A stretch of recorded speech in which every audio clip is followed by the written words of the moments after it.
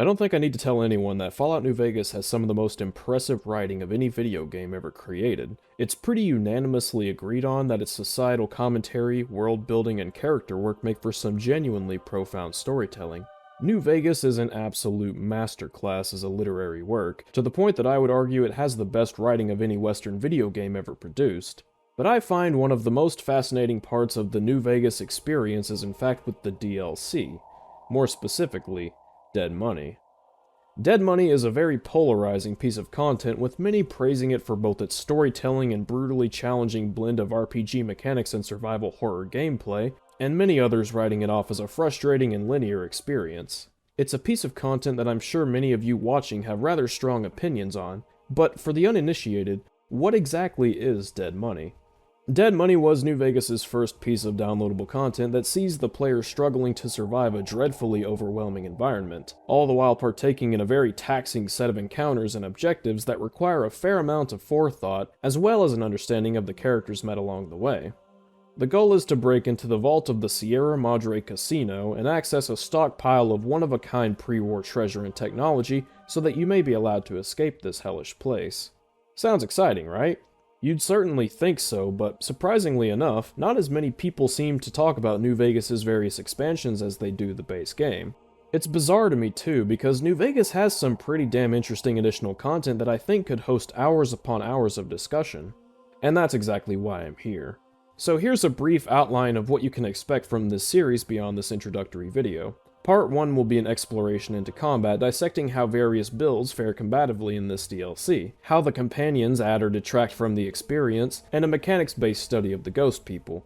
Part 2 will be dedicated to the exploration of the villa, and the various events that unfold as we seek out our companions. I'll also be taking a thorough look at how the supplementary mechanics, such as hardcore mode and crafting, are utilized for this expansion. Part 3 will be dedicated to the Gala event and the various quests leading up to it, as well as the final run to the Sierra Madre Casino. Part 4 will cover the entirety of the casino, and Part 5 will take us into the vault where the finale of Dead Money takes place. Following this will be an exploration into the world building and lore of the Sierra Madre. Once all of that's over with, I'll be providing a concluding piece where I summarize both my subjective takes on Dead Money as well as an attempted objective scoring of it as an expansion to New Vegas. As a simple preface, I absolutely adore this piece of content, but it's not at all without its flaws, even in regards to storytelling. So I guess without further ado, it's time to start talking about Dead Money.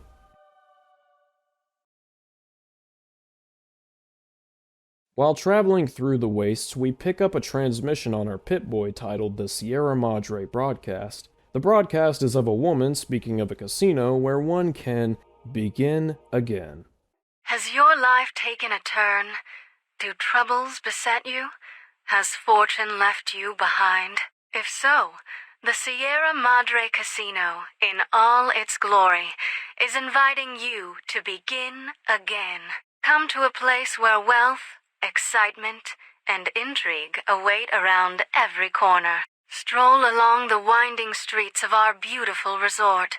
Make new friends, or rekindle old flames. Let your eyes take in the luxurious expanse of the open desert under clear, starlit skies. Gaze straight on into the sunset from our villa rooftops. Countless diversions await.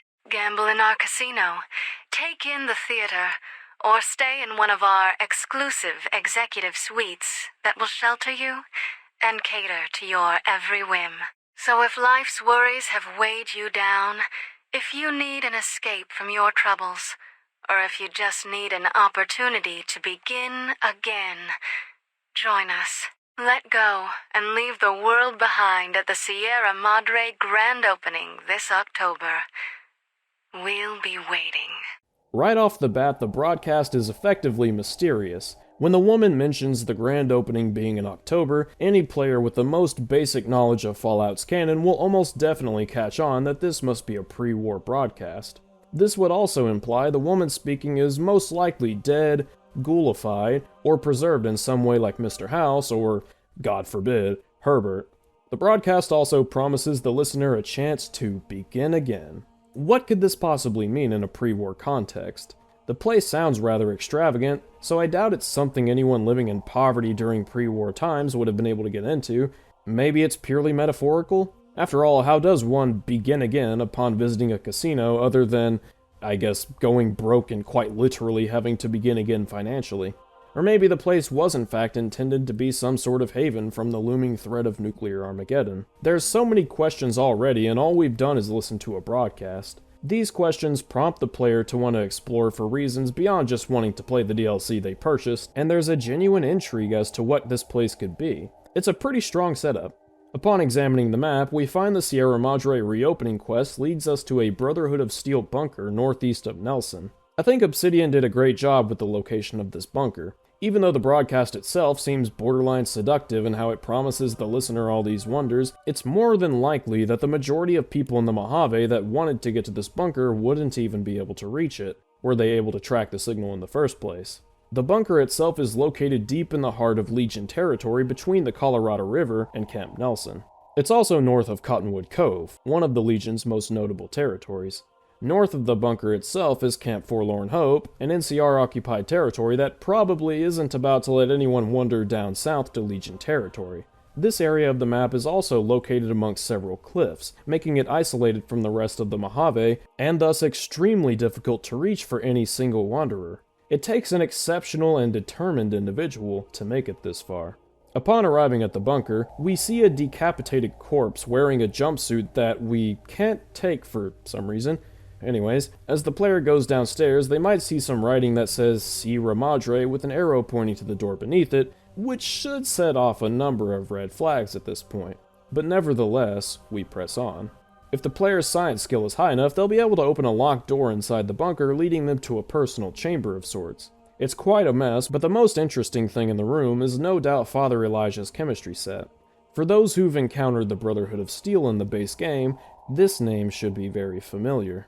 The Mojave chapter of the Brotherhood of Steel is a broken mess, primarily due to a spat that occurred between them and the New California Republic 2 years prior to the events of the base game. Prior to the NCR's occupation of the Mojave, the Brotherhood of Steel, then headed by Elder Elijah, had taken notice of the Helios solar power plant. As you can imagine, a solar power plant smack dab in the middle of the fucking desert is a pretty valuable asset to have in the post-nuclear world. It wasn't long before Elder Elijah discovered evidence of a superweapon housed within Helios that would give him the advantage of the looming threat of other factions, most notably the NCR, whom he'd failed to seize the Hoover Dam from in a prior conflict. Elder Elijah soon became obsessed with unlocking the secrets of Helios, but time was beginning to run out before the NCR would show up and want to claim it for themselves. However, despite his vast knowledge regarding pre-war tech, Elijah wasn't able to unlock the secrets in time, and the NCR had found their way to the power plant.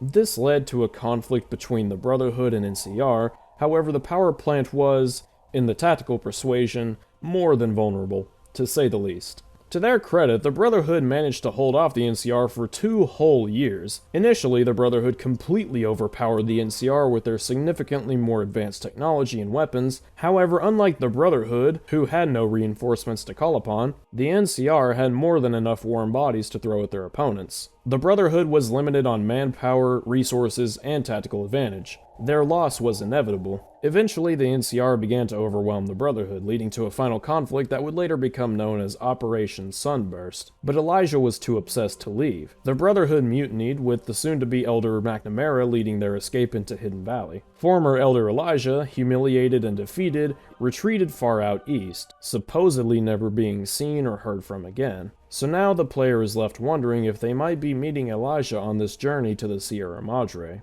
The second most notable thing you can find in this bunker is this bizarre device, the Sierra Madre vending machine. It's inoperable at the moment, but nevertheless intriguing. What does it even dispense? And how? There doesn't seem to be much in the ways of storage in this device, at least from what we can tell. What kind of currency does it even take? It doesn't take caps, Legion currency, NCR currency, or even pre-war money, so what's the deal? At the moment the player knows nothing, but all these questions will be answered in due time. After looking around a bit, it's finally time to approach the radio in the next part of the bunker. Upon approaching it, the player is hit with some kind of gas agent that causes the courier to pass out. What follows is a brief slideshow cutscene, something that happens at the start of every New Vegas DLC, and this is where Dead Money officially begins.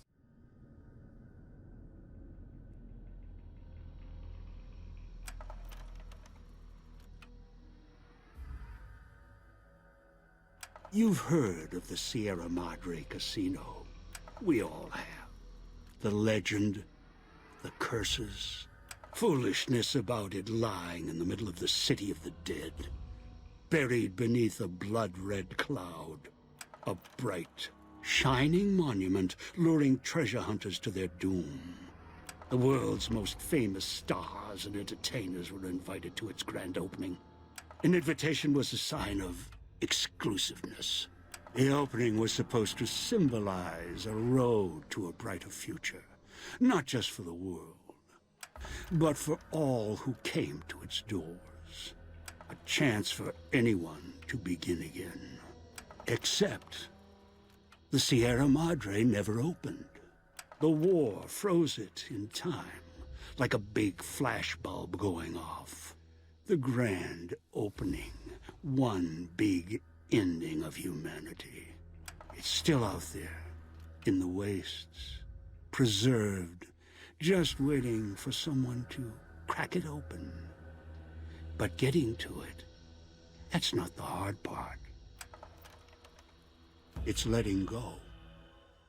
This slideshow presents several key pieces of information. It's confirmed that the Sierra Madre was in fact intended to be this incredibly lavish and luxurious place that would protect those who made it in from the Great War. We learned that the only people invited were the biggest stars and celebrities of the time, meaning this was not something many people would have been given the privilege of indulging in. And finally, it said that it never got to open because of the Great War. This means that everything within the Sierra Madre has been more or less frozen in time, making it a bountiful source of resources like food, water, and perhaps more. After the intro, the courier wakes up in the villa. The clouds are a pitch dark red and orange, and the town looks to be in ruin. Regardless of what time it is, the whole location appears to be locked in a perpetual state of red twilight. We have arrived at the Sierra Madre, and somebody would like to speak with us.